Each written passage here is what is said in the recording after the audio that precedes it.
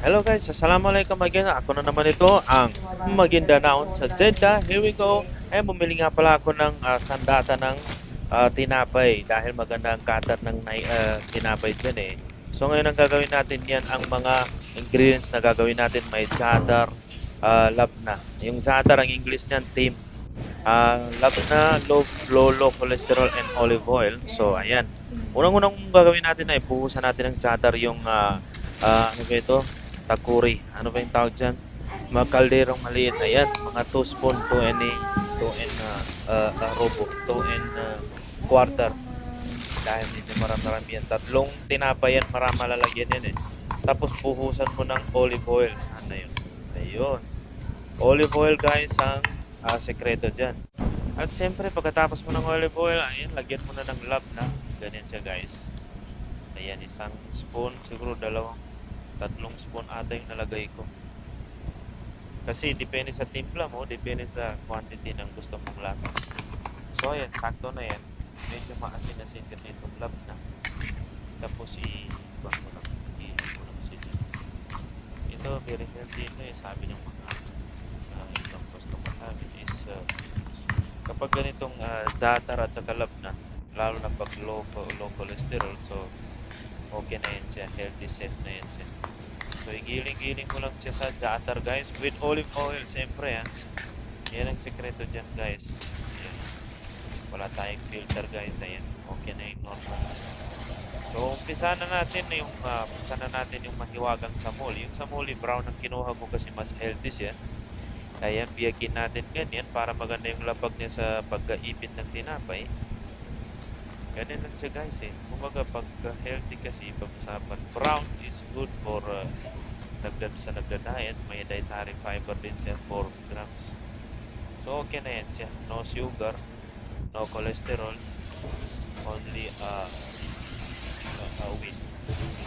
Ayun guys, so medyo puro yung nagawa ko sa tarantab na. Okay lang kasi depende sa test mo. Depende sa test mo. So ako, ganun talaga. Parang medyo ayaw ko yung pabitin yung lagay. Yung pabitin ng lagay. So ko yung talagang lasa talaga. Maramdaman kong ay, may sana. Ganun, okay yun.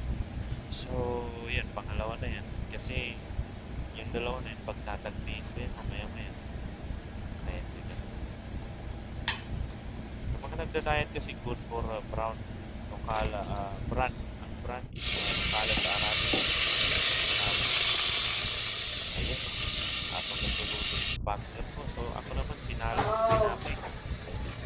Ganyan lang sa ayaw kong gamitin yung mga may wire na gamitin yung electronic kasi mas safety itong private sa akin at saka mas gusto kong kakalasa dito eh.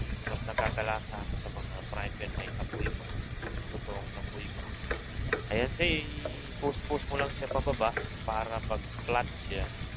Pagka flat niya, ibig sabihin nagka-crunch yan at saka nag-absorb ng sobrang init ng pagkaluto nasa loob na labna at saka dagat na naluto siya. Sinasisip-sip niya yung apoy. So, talagang naluto talaga siya. Saan sa baba? Ayan, dinagdagan ko rin ng labna at za'atar na palaman ko dahil gusto ko talaga ay may magkalasa ng puro at ganyan siya. At saka may pang breakfast pa ako mamaya eh. Ayan, ganyan siya guys. So pag uminit talaga yan siya, uminit na talaga siya is pagtatagpin.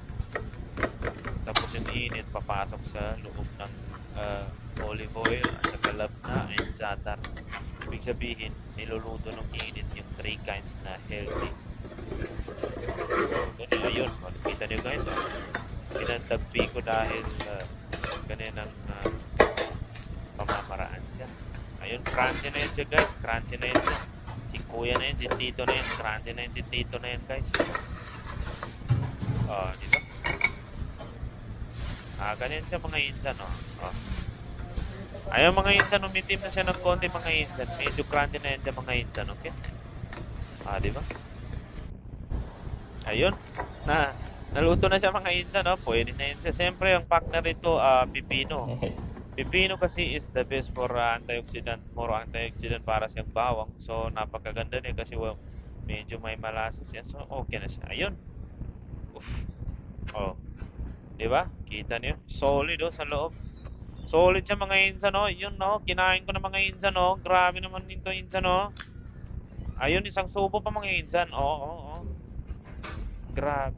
Okay, satisfied.